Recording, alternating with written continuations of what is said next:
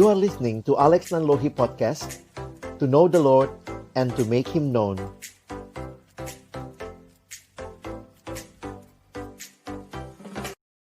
Mari kita berdoa sebelum membaca merenungkan firman Tuhan. Kami memuji nama-Mu ya Tuhan, karena sungguh Engkaulah Allah yang patut menerima segala puji, hormat, dan sembah kami. Siang hari ini Tuhan memberi kesempatan bagi kami bersekutu bersama-sama memuji, memuliakan nama-Mu. Tiba waktunya bagi kami untuk membuka firman-Mu ya Tuhan. Karena itu kami mohon, biarlah waktu kami membuka firman-Mu, bukalah juga hati kami. Jadikanlah hati kami seperti tanah yang baik, supaya ketika benih firman Tuhan ditaburkan, itu boleh sungguh-sungguh berakar, bertumbuh, dan juga berbuah nyata di dalam kehidupan kami. Berkati baik hamba-Mu yang menyampaikan dan setiap kami yang mendengar. Tuhan, tolonglah kami semua, agar kami bukan hanya menjadi pendengar-pendengar firman yang setia, tapi mampukan dengan kuasa dari Roh-Mu yang kudus, kami dimampukan menjadi pelaku-pelaku firman-Mu di dalam hidup kami. Bersabdalah ya Tuhan, kami umat-Mu sedia mendengarnya. Di dalam satu nama yang kudus, nama yang berkuasa, nama Tuhan kami Yesus Kristus, Sang Firman yang hidup, kami menyerahkan pemberitaan firman-Mu. Amin. Silakan duduk. Shalom. Selamat siang Bapak Ibu Saudara yang dikasihi Tuhan. Kesempatan ini adalah kesempatan yang indah, kita bersekutu bersama dan juga boleh mendapat kesempatan belajar kebenaran firman Tuhan. Dan tema yang hari ini diberikan kepada saya adalah servant leadership, atau mungkin servanthood leadership. Dan ini adalah satu pembahasan yang menarik sekali, karena di dalam Alkitab kita bicara tentang Kristus yang menjadi hamba. Dan ternyata di dalam ilmu manajemen sekarang, istilah ini pun dikenal. Dan dalam pelajaran tentang leadership, sekarang sedang banyak yang mengembangkan servanthood leadership. Nah, apa yang menarik bagi kita tentunya orang-orang percaya yang punya teladan yang nyata, saya pikir kita bisa menjadi orang-orang yang menunjukkan teladan. Apa artinya menjadi servant leader? Nah, yang menarik adalah diskusi istilah. Mungkin saya tidak akan masuk nanti membuat saudara bingung ya, tapi ada dua istilah yang muncul. Saudara lebih setuju yang mana? Kita itu pelayan yang memimpin atau pemimpin yang melayani? Tipis bedanya ya, tapi besar pengaruhnya. Nah, ini jadi pergumulan pertanyaan yang nanti Bapak Ibu silakan gumulkan terus. Saya akan memberikan pendekatan, saya mengambil pendekatan yang pertama, karena itu lebih biblical. Pelayan yang memimpin. Kita lihat sama-sama nanti ya. Mari kita buka bagian firman Tuhan mendasari perenungan kita, Markus pasal yang ke-10. Markus pasal yang ke-10, kita akan membaca ayat 35 sampai ayat yang ke-45. Mari kalau saudara sudah menemukan, kita akan membaca bagian ini bergantian. Saya mulai ayat yang ke-35. Mohon Bapak Ibu Saudara membaca ayat yang ke-36, kita bergantian sampai ayatnya yang ke-45. Permintaan Yakobus dan Yohanes, bukan memerintah melainkan melayani. Lalu Yakobus dan Yohanes anak-anak Zebedeus mendekati Yesus dan berkata kepadanya, "Guru, kami harap supaya engkau kiranya mengabulkan suatu permintaan kami."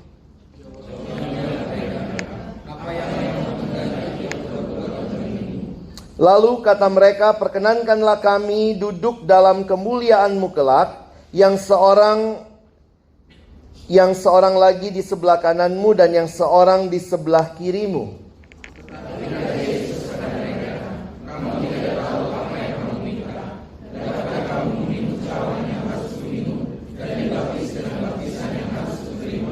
Jawab mereka, "Kami dapat." Yesus berkata kepada mereka, "Memang kamu akan meminum cawan yang harus kuminum, dan akan dibaptis dengan baptisan yang harus kuterima.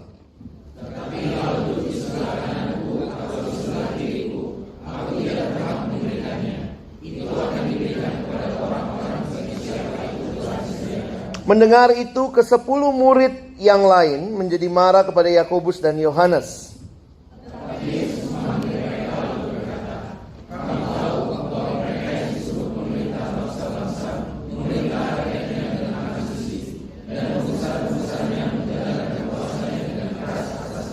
Tidaklah demikian di antara kamu. Barang siapa ingin menjadi besar di antara kamu, hendaklah ia menjadi pelayanmu.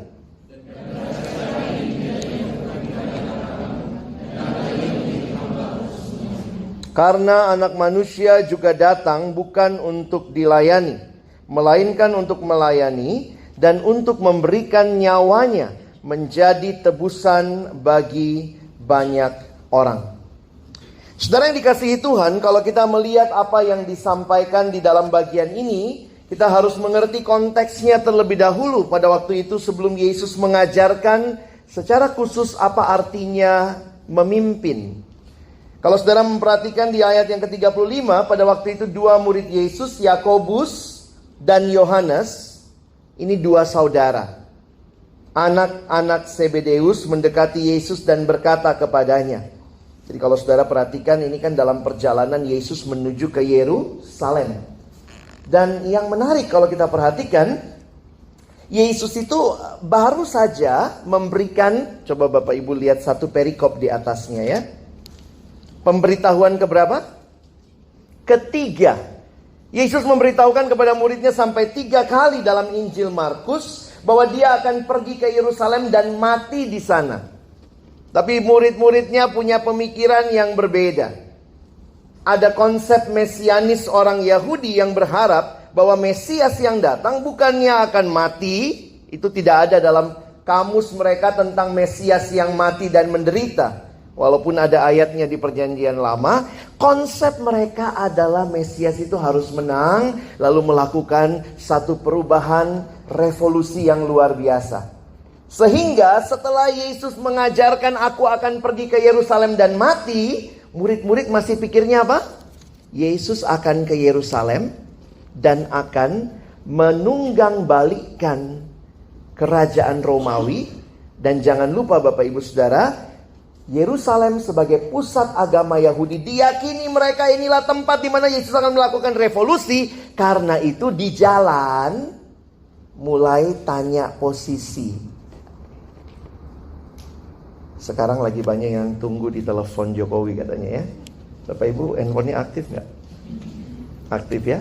Nggak akan lah ya. Jadi mereka dalam perjalanan ke Yerusalem, yang ada di benak mereka adalah siapa yang duduk di kiri, siapa yang duduk di kanan. Kalau jadi Yesus frustasi juga punya murid kayak gitu ya. Bilangnya aku mau ke Yerusalem buat mati, yang ada di pikiran mereka, dia jadi raja, siapa yang duduk di kiri, siapa yang duduk di kanan. Bahkan kalau saudara perhatikan di dalam Injil yang lain, pakai mamanya, ya, minta mamanya yang datang sama Yesus. Lalu mamanya yang bilang, Tuhan anakku satu di kiri, satu di kanan. Untung gak minta pangku saudara ya. Luar biasa. Sehingga kalau kita perhatikan ini konteksnya. Kepemimpinan yang mereka mengerti adalah kepemimpinan yang punya posisi. Dan mereka mau. Kalau Yesus nanti masuk ke Yerusalem, dia jadi raja di sana. Maka buru-buru dong. Siapa yang akan duduk di kiri dan kanan. Saudara lihat lebih lanjut. Jawab Yesus. Apa yang kamu kehendaki aku perbuat bagimu. Lalu mereka bilang lah, minta ya. Perkenanlah kami duduk di dalam kemuliaan-Mu kelak. Yang seorang di sebelah kananmu dan yang seorang lagi di sebelah kirimu. Itu pemahaman mereka. Dan Yesus jawab, kamu tidak tahu apa yang kamu minta. Dapatkah kamu minum cawan yang harus kuminum dan dibaptis dengan baptisan yang harus kuterima? 2 istilah ini adalah istilah yang menggambarkan, kalau bicara tentang cawan, perjanjian lama biasanya menggunakan itu adalah lambang penderitaan. Lambang murka Allah kalau kita perhatikan, makanya Yesus berkata jikalau mungkin cawan ini lalu daripadaku, lalu akan dibaptis dengan baptisan yang harus kuterima. Yesus menggambarkan ada satu kesatuan. Baptisan itu adalah bentuk dipersatukan. Jadi ketika itu Yesus bertanya kepada mereka, mungkinkah, dapatkah kamu melakukan itu? Sombong banget mereka. Bilangnya apa? Kami dapat. Dan Yesus berkata, memang kamu akan meminum cawan yang harus kuminum dan menerima baptisan yang harus kuterima. Yesus mau menyatakan bahwa sebelum kamu nanti juga akan mengalami penderitaan karena ikut aku, tapi aku dulu yang akan minum cawan itu.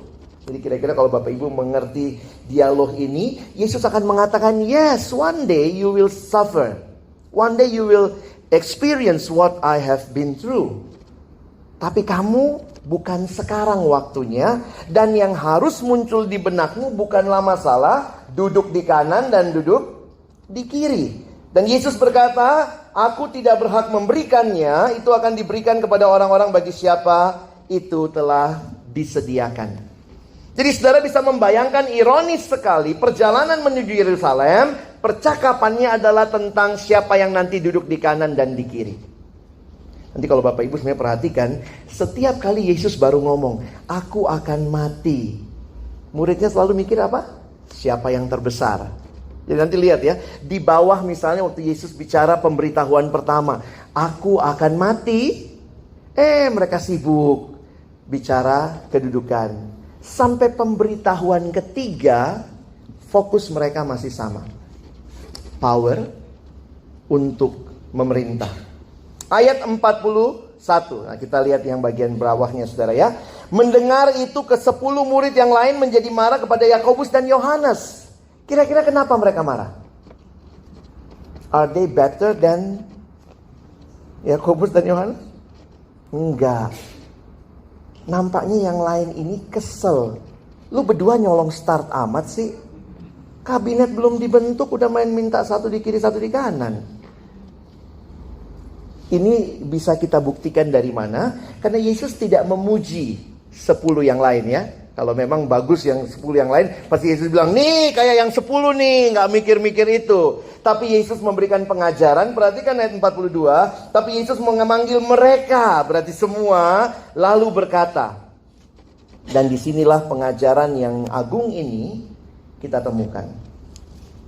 Tetapi Yesus panggil mereka, kamu tahu bahwa mereka yang disebut pemerintah bangsa-bangsa memerintah rakyatnya dengan tangan besi, dan pembesar-pembesarnya menjalankan kuasanya dengan keras atas mereka. Itu realita kepemimpinan dunia. Perhatikan ayat 43. Tidaklah demikian di antara kamu. Barang siapa ingin menjadi besar di antara kamu, berarti boleh gak jadi besar? Bukan badannya ya. Kepemimpinan, pengaruh yang besar itu boleh. Itu Alkitabiah. Kalau saudara punya kerinduan, punya ambisi yang baik, yang kudus, untuk punya posisi, that's good. Makanya kalau kita suka mikir gitu, kalau anak-anak gitu ya, pokoknya jadi apa? Oh jangan cuma itu, jadi presiden gitu ya. Cuman kalau udah begini Bapak Ibu masih ada yang ambisi jadi presiden? Kan harus punya ambisi yang tinggi gitu ya. Ambisi yang kudus. Jadi tidaklah demikian di antara kamu, barang siapa ingin menjadi besar di antara kamu, berarti menjadi besar itu boleh. Hendaklah ia menjadi pelayanmu. Nah ini yang sulit. Mau jadi besar? Please do. Tapi caranya jadi pelayan. Wah ini bukan cuma sulit saudara ya, ini bahasa Inggrisnya sulai. Karena kita cuma mau depannya. Konsekuensi dan caranya tidak banyak yang siap. Dan barang siapa ingin menjadi yang terkemuka di antara kamu, boleh jadi terkemuka? Boleh. Please do so. Tapi hendaklah ia menjadi hamba untuk semuanya. Apa sih yang Tuhan minta? Kepemimpinan macam apa yang diperkenalkan kepada kita? Banyak orang berkata, oh Yesus tidak mau muridnya punya posisi. Oh salah. Yesus mau. Punyalah posisi dalam arti pengaruh. Jadi pemimpin, jadi leader, jadi besar, jadi terkemuka. Tetapi the way and the character of that leadership is totally different. dengan apa yang dunia tawarkan. Lalulah ayat 45. Nah, ini kan ayat yang kita suka kutip ya. Karena anak manusia juga datang bukan untuk dilayani, melainkan untuk melayani, dan untuk memberikan nyawanya menjadi tebusan bagi banyak orang. Ada satu kampus jadikan ini moto kampusnya. Di bawah logo kampusnya, saya nggak usah sebut kampusnya ya, tapi di bawah logo kampusnya ditulis melayani, bukan dilayani. Wah, Kristen banget ya. Tapi seringkali dijadiin bercandaan. Melayani, bukan dilayani. Tipis bedanya, saudara. You geser the koma, beda arti ya. Melayani, bukan dilayani.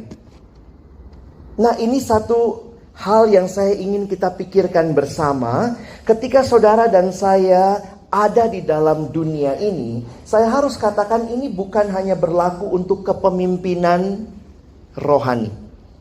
Yesus tidak memberikan prinsip hanya kepemimpinan rohani. Kayaknya ini berlaku di gereja, ya udahlah kalau jadi majelis, kalau jadi sintua, jadi pertua, inilah ayatnya gitu ya. Kalau di kantor ya bedalah, di sini ya saya dong segala-galanya. Tapi ketika Yesus bicara ini, Yesus bicara tentang bagaimana seharusnya seorang memimpin. Kalau saudara perhatikan, saya ingin ajak kita melihat beberapa slide ini sebagai perenungan kita. Banyak orang menganggap dirinya sebagai seorang pemimpin Kristen, baik di kantor, organisasi, rumah, ataupun gereja. Meskipun nampaknya konsep dan aksi kepemimpinan mereka sangat berbeda dengan konsep dan aksi kepemimpinan yang pernah diajarkan dan didemonstrasikan oleh Yesus Kristus. Jadi sebenarnya malu juga ngomongnya pemimpin Kristen, tapi sebenarnya nggak mirip Yesus. Kalau Kristen berarti mirip Yesus. Ada nggak Bapak Ibu yang mungkin teman kerjanya atau mungkin orang-orang yang dipimpin ngomong, Bapak Yesus banget sih? Belum? Berarti belum terjadi dong ini ya. Bapak Hitler. Lebih ke Hitlerannya lebih kelihatan kali ya. Kadang-kadang ada orang yang seneng ya, saya keliling-keliling juga ke lembaga Kristen, ke kantor gitu ya. Ada orang yang seneng dikenal jahat gitu, nggak tahu apa suka citanya ya. Biarlah semua tahu saya paling jahat di sini. Terus kenapa? Bangga lagi. Biasanya ada juga yang begitu kan, apalagi kalau sudah lama di situ.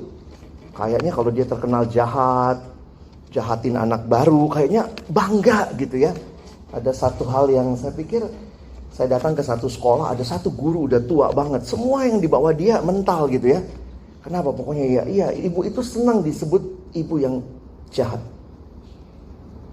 Nah, kadang-kadang cara-cara pikir kita kok beda banget sama Tuhan Yesus ya.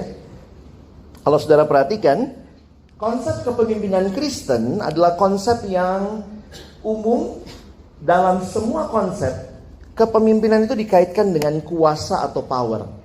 Jadi sebenarnya saudara, kita jangan takut dengan kuasa, jangan takut dengan power. Itu konsekuensi logis dari sebuah kepemimpinan sebenarnya. Karena itu banyak yang mengatakan bahwa seorang pemimpin adalah seorang yang memiliki kuasa.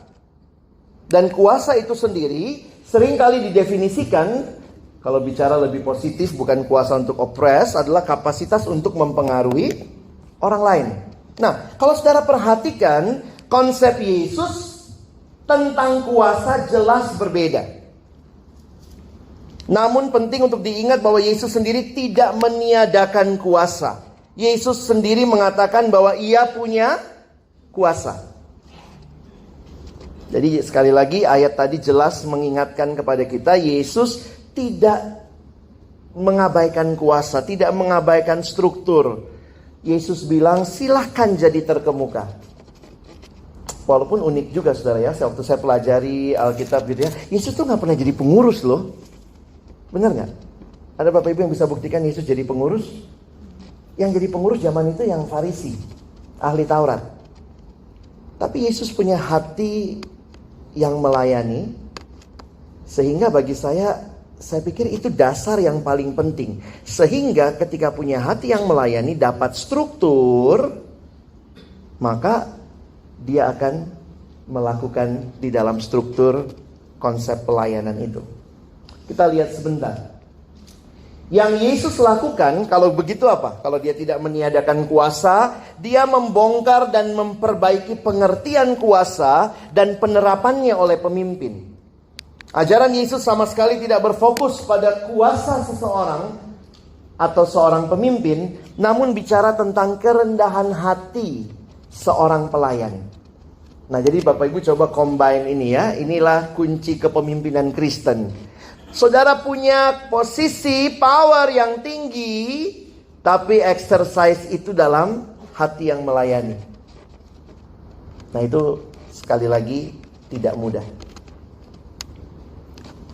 Kenapa saya lebih setuju konsep yang pertama tadi? Saudara coba lihat sebentar di dalam ayat ini, ya. Kita baca 1 Tesalonika 1 ayat yang ke-9. Mari kita baca sama-sama 1, 2, ya. Sebab mereka sendiri bercerita tentang kami, bagaimana kamu sambut dan bagaimana kamu berbalik dari berhala-berhala kepada Allah untuk melayani Allah yang hidup dan yang benar. Kalau saudara perhatikan ayat ini baik-baik, maka dalam ayat ini kita mendapatkan pemahaman bahwa sebenarnya setiap orang yang sudah ditebus Yesus, sudah berbalik dari berhala, sekarang berbalik kepada Allah, maka status dasar kita adalah pelayan. Jadi sebenarnya tidak usah kita tanyakan lagi, saya perlu melayani Tuhan enggak? Itu melekat pada being kita. Kalau saudara dan saya ditebus oleh Yesus, maka kita adalah orang-orang yang melayani Dia. Makanya saya seringkali bilang sama adik-adik yang saya layani, ingat, kita mungkin mantan pengurus, tapi seumur kita hidup, kita belum pernah jadi mantan pelayan. Karena itu melekat sama kita. Makanya mungkin saudara selesai pengurus begitu. Makanya kalau selesai kepengurusan, pertanyaannya apa? Tuhan, di mana lagi aku harus melayani? Terus bertanya itu. Dan itu bukan hal yang, karena istilahnya kalau saudara berhenti melayani, berarti saudara berhenti jadi orang yang kenal Tuhan. Karena itu bukan sekedar masalah struktur. Makanya saya lebih setuju dengan istilah pertama, kita itu pelayan yang memimpin. Kenapa?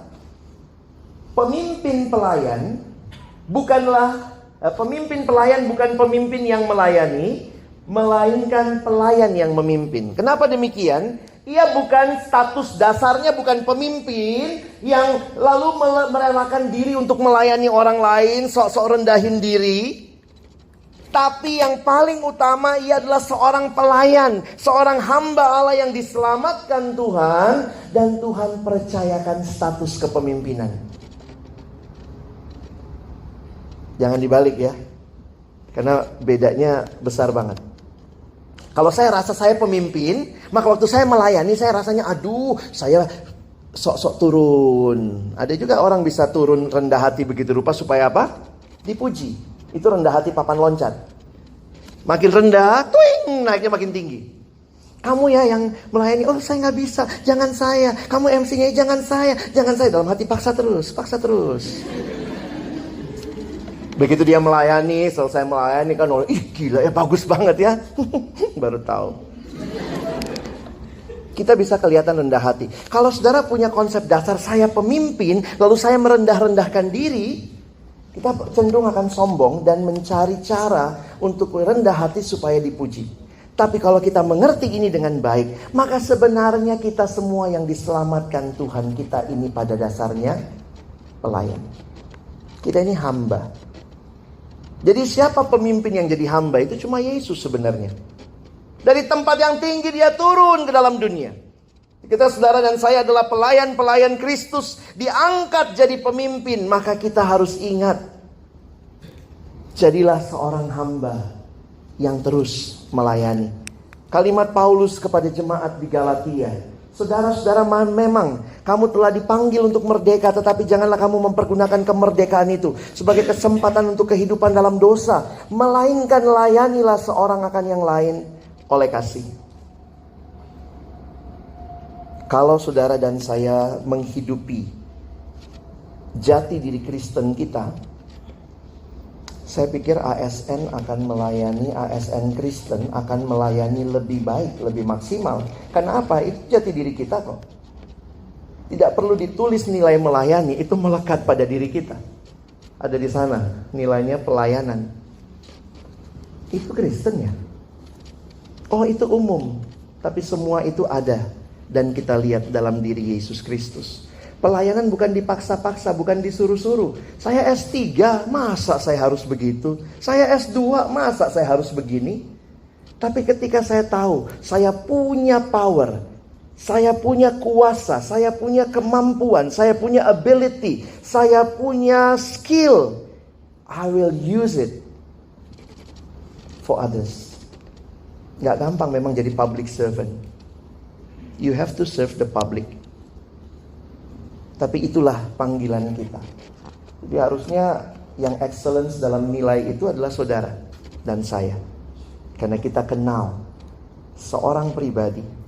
Kalau Yesus datang sekarang mungkin masuk Dirjen DJP juga ya. Karena nilainya dia semua itu. Profesional, melayani. Saya berapa waktu yang lalu di Bea Cukai yang di pelabuhan ya, diminta bahas nilai itu juga begitu ya. Saya pikir wow, tidak jauh kok dari kita. Dan kita sudah punya teladannya. Masalahnya sekarang kita ikuti dia atau tidak. Harusnya itu kalau pemimpin itu, kalau memang di struktur, pemimpin itu ketua paling atas ya. Ketua, lalu kemudian bawah-bawahnya ya. Tapi kalau dalam kekristenan harusnya dibalik sedikit ya. Ketua itu yang paling bawah, menopang semuanya. Cuma kan lucu aja kalau struktur begitu ya. Yesus tidak bicara, kalaupun saya di struktur paling atas, bukan berarti saya punya sekian anak buah. Coba kita ganti sebentar cara pikir kita. Kalau saya di struktur paling atas, saya top, di bawah saya ada 20 orang, berarti ada 20 orang yang harus saya layani. Karena itu saya tutup dengan satu kesimpulan seperti ini ya, dari buku teman saya, Dr. Senjaya, salah seorang Kristen, profesor dari Monash University yang mendalami servanthood leadership. Dan dia dipakai di banyak tempat di dunia menjelaskan tentang servanthood leadership. Dia mengatakan begini, memimpin adalah melayani. Namun melayani belum tentu memimpin. Ya dong, kita kan belum tentu juga. Bapak Ibu di rumah melayani nggak?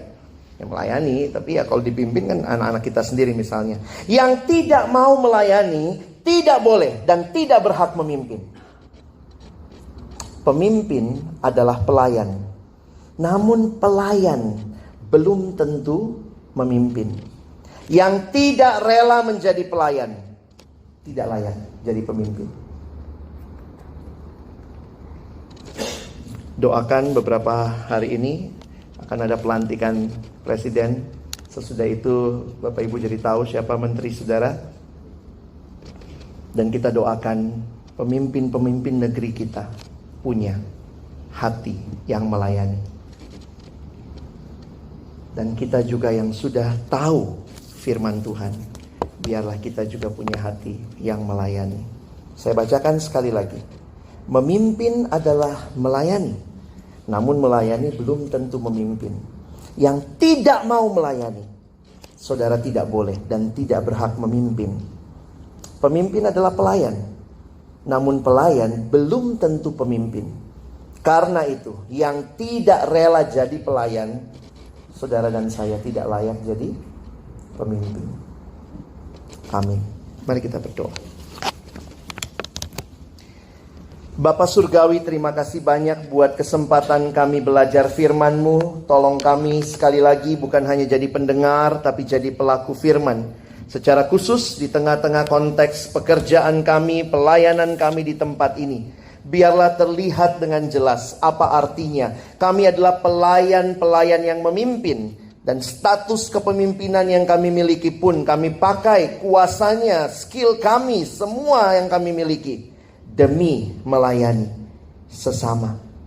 Dan di dalamnya Tuhan dimuliakan. Kami bersyukur untuk firman-Mu, dalam nama Yesus kami berdoa. Amin.